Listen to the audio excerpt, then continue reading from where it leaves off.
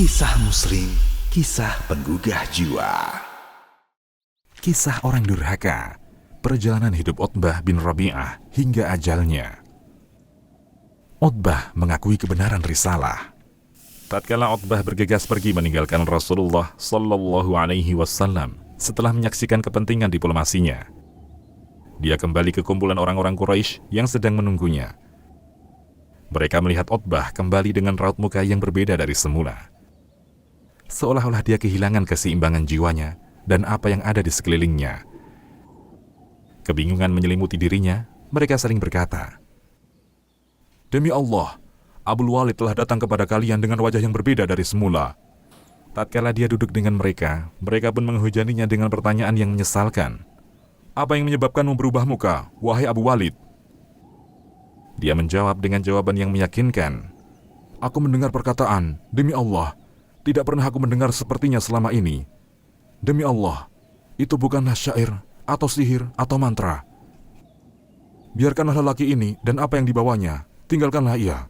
Demi Allah, apa yang aku dengar darinya merupakan berita yang agung. Jika orang Arab, maka kepunyaannya adalah milik kalian. Kemuliaannya adalah kemuliaan kalian juga. Dan kalian akan menjadi manusia paling berbahagia dengannya." Para penyembah patung berkata, "Demi Allah, dia telah menyihirmu dengan lisannya." Dia berkata, "Inilah pendapatku tentangnya. Berbuatlah apa yang kalian suka." Nampak dari sikap Utbah bahwa dia menerima bulat kejujuran Nabi Sallallahu Alaihi Wasallam. Dia memahami apa yang dibaca Rasulullah kepadanya.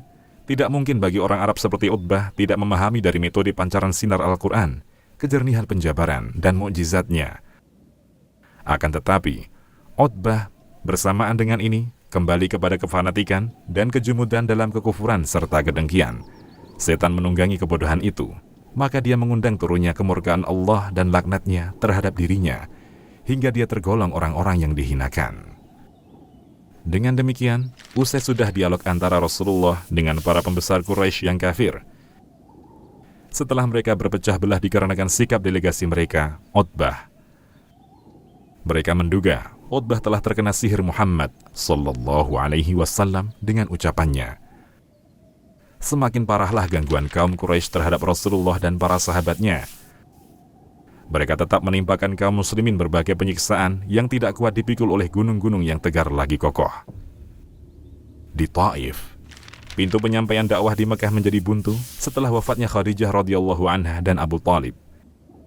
Lantas Rasulullah Sallallahu Alaihi Wasallam keluar ke Taif mencari bantuan dari Thaqif. Taif merupakan kota penting layaknya Mekah dari segi pembangunan, padatnya penduduk, dan menjadi tempat berekreasi bagi orang yang berlebih. Kekayaan dan kelapangan telah mewariskan kesombongan dan mengacuhkan orang lain kepada para pemilik kebun dan harta. Utbah dan saudaranya Syaibah memiliki kebun tempat berlibur, menghabiskan musim kemarau di sana. Tatkala Rasulullah Sallallahu Alaihi Wasallam datang ke Taif, beliau sengaja mendatangi tokoh-tokoh Thaqif dan orang-orang mulia. Beliau duduk mengajak mereka ke jalan Allah Azza wa Jal. Balasannya adalah sejelek-jelek jawaban. Mereka mengajak Nabi Sallallahu Alaihi Wasallam memobilisasi orang-orang bodoh, para budak, para penjahat, dan para penyamun. Mereka membagi kelompok menjadi dua baris di jalan Nabi Sallallahu Alaihi Wasallam keluar dari negeri mereka. Tatkala beliau lewat di antara barisan itu, mereka silih berganti melempar Nabi Sallallahu Alaihi Wasallam dengan batu, hingga kedua sandal beliau berlumuran darah. Mereka lihat berbuat kejahatan, disertai ejekan dan tertawa, hingga beliau melepaskan diri dari mereka. Beliau Sallallahu Alaihi Wasallam menuju ke salah satu kebun yang ada di Taif, bernaung di bawah bayangan pohon anggur dalam keadaan murung kesakitan. Lantas hati dan lisan mengadu kepada Allah akan kelemahan daya dan upaya, strategi dan kelemahannya di depan manusia. Beliau memohon perlindungan kepada Allah serta memohon kemenangan dan dukungan dengan berdoa. "Ya Allah, kepadamu kuadukan kelemahanku, sedikitnya strategiku dan kelemahanku di depan manusia. Wahai Zat yang Maha Penyayang, Engkaulah Rob orang-orang yang tertindas. Engkaulah Robku. Kemanakah Engkau melambuhkan diriku? Ke tempat jauh yang menyiksaku? Ataukah kepada musuh Engkau serahkan urusanku? jika saja engkau tidak murka, pasti aku tidak peduli. Akan tetapi, karuniamu yang paling luas bagiku, aku berlindung dengan cahaya wajahmu, yang dengannya engkau menyinari kegelapan dan memperbaiki perkara dunia dan akhirat. Aku berlindung dari kemurkaanmu, juga kebencianmu. Untukmu segala pujian, hingga engkau rela, dan tiada daya serta upaya melainkan denganmu. Allah mengutus kepadanya penguasa gunung. Dia meminta izin kepada Nabi untuk menghimpit 2 gunung yang mengitari Taif. Maka Nabi Sallallahu Alaihi Wasallam yang penuh rahmat berkata kepadanya, bahkan aku berharap akan keluar dari keturunan mereka orang yang menyembah Allah semata, tidak berbuat syirik sedikit pun. Rasa kekerabatan Utbah tergerak. Setelah Rasulullah Sallallahu Alaihi Wasallam bermunajat kepada Rabb-Nya saat beliau bernaung di bawah pohon anggur, beliau Sallallahu Alaihi Wasallam melihat sekelilingnya dan mendapati Utbah dan Syaibah, 2 anak Rabi'ah. Tatkala beliau melihat keduanya, beliau merasa tidak senang akan keberadaan keduanya, karena telah ada permusuhan mereka terhadap Allah Subhanahu wa Ta'ala dan Rasul-Nya Sallallahu Alaihi Wasallam. Dan tatkala keduanya melihat Nabi Sallallahu Alaihi Wasallam dalam keadaan demikian, maka tergeraklah hati keduanya menjadi iba. Mereka memanggil salah seorang budak keduanya yang Nasrani bernama Addas.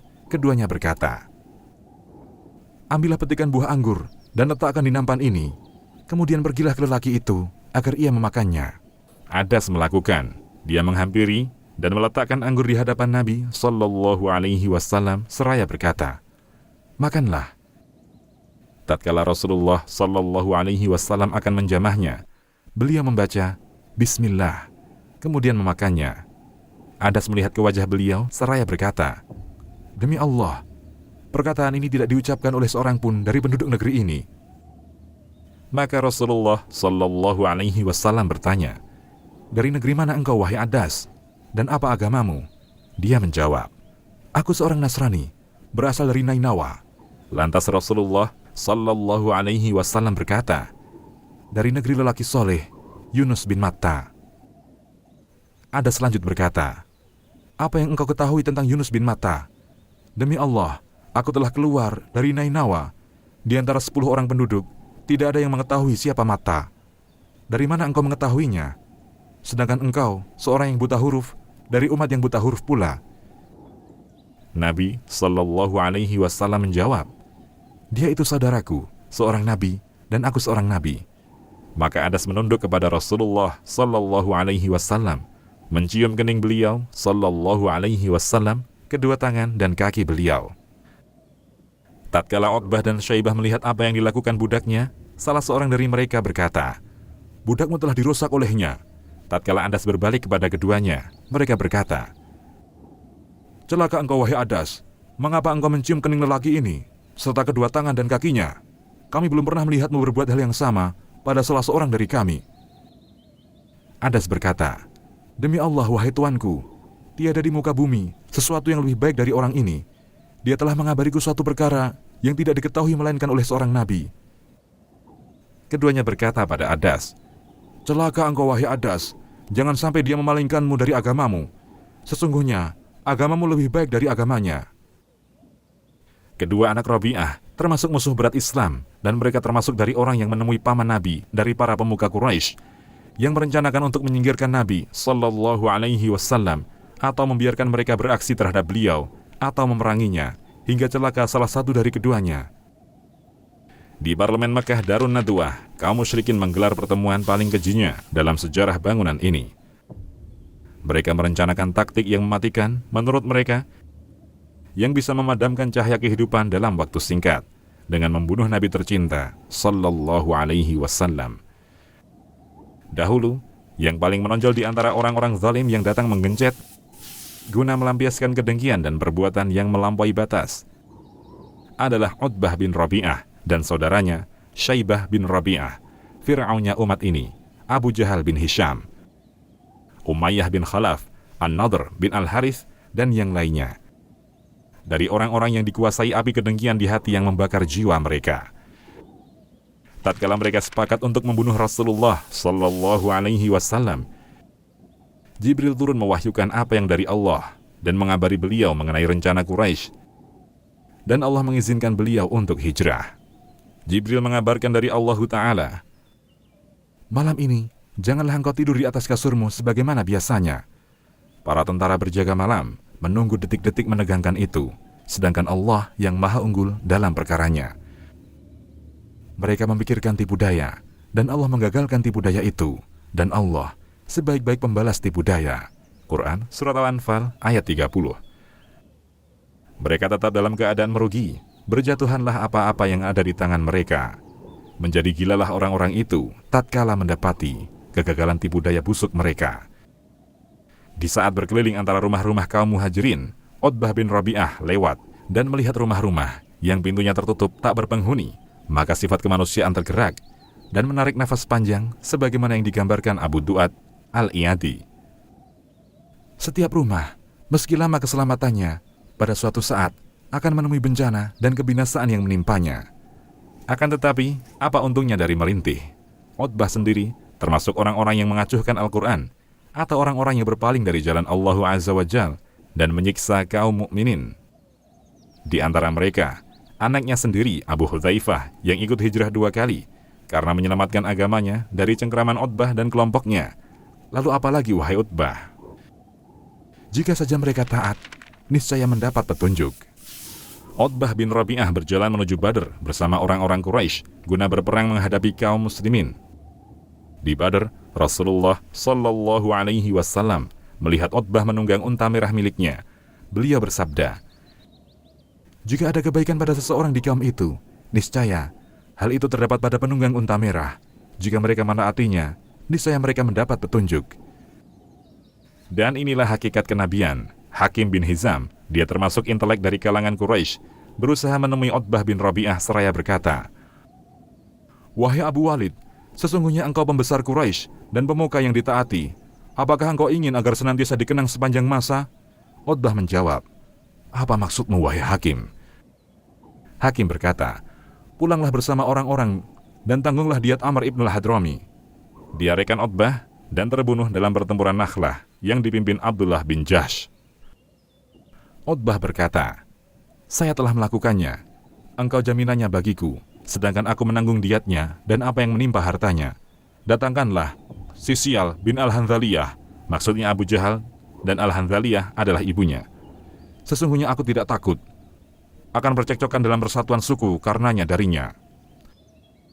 Kemudian Utbah berdiri di hadapan khalayak yang berusaha untuk bergabung di antara orang-orang Quraisy seraya berkata, "Wahai kaum Quraisy, demi Allah, kalian tidak patut berhadapan dengan Muhammad dan para sahabatnya sedikit pun. Demi Allah, seandainya kalian menang, niscaya seorang laki-laki akan melihat pada yang lain dengan pandangan kebencian. Anak pamannya terbunuh dari ayah atau ibunya, atau seseorang dari keluarganya, maka pulanglah dan biarkanlah urusan antara Muhammad dengan seluruh orang Arab. Jika mereka membunuhnya, maka kemauan kalian tercapai. Jika tidak, dia telah melalaikan kalian, walaupun kalian tidak mendapatkan apa yang kalian inginkan." Utbah dan kecemburuan Abu Jahal. Hakim bin Hizam pergi bergegas menemui Abu Jahal dan mengabarinya bahwa Utbah bin Rabi'ah mengutusnya untuk ini dan itunya. Maka Abu Jahal berkata dengan perasaan diliputi kecemburuan dan dosa, "Demi Allah, telah menjalar perasaan takutnya tatkala melihat Muhammad dan para sahabatnya. Demi Allah, kami tidak akan pulang sebelum Allah memutuskan perkara antara kami dengan Muhammad." Akan tetapi, dia melihat Muhammad dan sahabatnya pemakan sesembelihan unta, dan di antara mereka ada anaknya, yaitu Abu Hudzaifah bin Utbah. Ia yang telah menakuti kalian terhadapnya. Tatkala Utbah mendengar perkataan Abu Jahal, Utbah berkata, "Dia akan mengetahui siapa yang dijangkiti rasa takut, aku ataukah dia." Abu Jahal menyulut api fitnah, meniup api peperangan, dan alangkah berat baginya gengsi kalau Utbah memimpin Quraisy serta merampas hal itu darinya. Dia membujuk Amr ibn al-Hadrami guna menuntut balas atas kematian saudaranya Amr. Dia memenuhi Amr dan berteriak, "Duhai Amrku, duhai Amrku." Maka kaum itu menjadi panas, kecerobohan mengalahkan kearifan, dan perkara Allah telah ditentukan. Terbunuhnya Utbah dalam pertempuran. Genderang perang telah ditabuh. Utbah memakai pakaian perangnya dalam keadaan marah. Dia merabah kain putih untuk dimasukkan ke dalam kepalanya. Maka dia tidak mendapati dalam pasukan itu kain putih yang cukup karena kebesaran kepalanya. Tatkala dia melihat hal itu, dia mencukupkan kainnya untuk kepala. Kemudian Utbah keluar di antara saudaranya untuk beradu tanding. Utbah menginginkan dari kecerobohan yang dungu ini untuk menampakkan keberaniannya dan membantah celaan Abu Jahal terhadapnya berupa sifat pengecut dan takut. Di medan pertempuran, Utbah beserta orang-orang yang bersamanya berseru memanggil, "Wahai Muhammad, keluarkanlah mereka yang sebanding dengan kami dari para pembesar kaum." Maka Nabi SAW bersabda, "Bangkitlah wahai Ubaidah ibn Harith, bangkitlah wahai Hamzah, dan bangunlah wahai Ali." Ubaidah berhadapan dengan Utbah, Hamzah menghadapi Syaibah, dan Ali bertarung dengan Al-Walid bin Utbah. Ali berhasil membunuh Al-Walid, demikian pula Hamzah berhasil membunuh Syaibah. Sementara Ubaidah dan Utbah sama-sama terluka, masing-masing terkena 2 pukulan. Maka Hamzah dan Ali segera melindungi temannya dari Utbah. Usai pertandingan ditandai dengan terbunuhnya musuh-musuh Allah dan Rasul-Nya Sallallahu Alaihi Wasallam. Di tangan para pahlawan Islam, kedua pasukan beradu. Tak lama kemudian, orang-orang jahat, yaitu kaum musyrikin, terpukul mundur dan kalah. Rasulullah Sallallahu Alaihi Wasallam, sebagaimana diriwayatkan oleh Al-Bukhari, berada dalam kubah di Badr. Beliau berdoa, "Ya Allah, sesungguhnya aku meminta jaminan dan janjimu. Ya Allah, jika Engkau menghendaki, Engkau tidak akan disembah setelah hari ini untuk selamanya." Kemudian Abu Bakar radhiyallahu anhu mengambil tangan beliau seraya berkata, "Cukup bagimu wahai Rasulullah, Engkau telah berulang-ulang memohon kepada Rabb-Mu." Beliau mengenakan tameng, lantas beliau keluar seraya membaca firman Allah, "Golongan itu pasti akan dikalahkan dan mereka akan mundur ke belakang. Sebenarnya hari kiamat itulah hari yang dijanjikan kepada mereka, dan kiamat itu lebih dahsyat dan lebih pahit." Quran Surat Al-Qamar ayat 45 hingga 46. Demikianlah Utbah bin Rabi'ah bersama 70 pembesar Quraisy menemui kebinasaan mereka. Laknat Allah benar-benar menimpa musuh, hingga mereka terbunuh dengan cara demikian. Sebagian ditawan dan yang lain tercerai-berai bertebaran di muka bumi, melarikan diri karena takut berhadapan dengan tentara yang beriman. Maha benar Allah dengan janjinya, Dia memuliakan pasukannya, menolong hambanya, dan kalahlah orang-orang yang berdosa. Dia memenuhi janjinya terhadap Rasul-Nya, berupa kemenangan yang menakjubkan dan membuatnya perkasa. Jumlah sedikit yang bersabar menang atas kaum kafir yang berdosa dengan jumlah yang banyak. Dan yang patut disebut di sini bahwa para perawi menyebutkan bahwa Utbah tatkala terbunuh usianya 140 tahun, sedangkan Syaibah lebih tua darinya 3 tahun.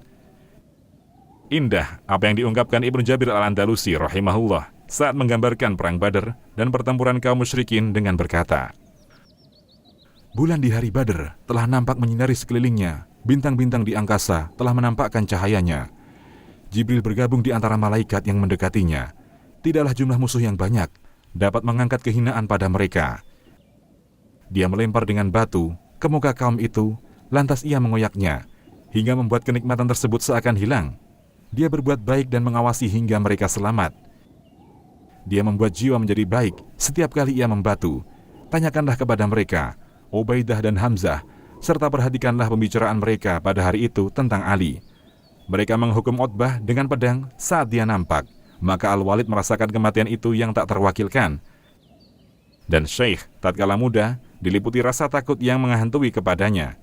Dipercayakan untuk mengubah keadaan dengan cepat. Abu Jahal memilih kebodohan yang nyata.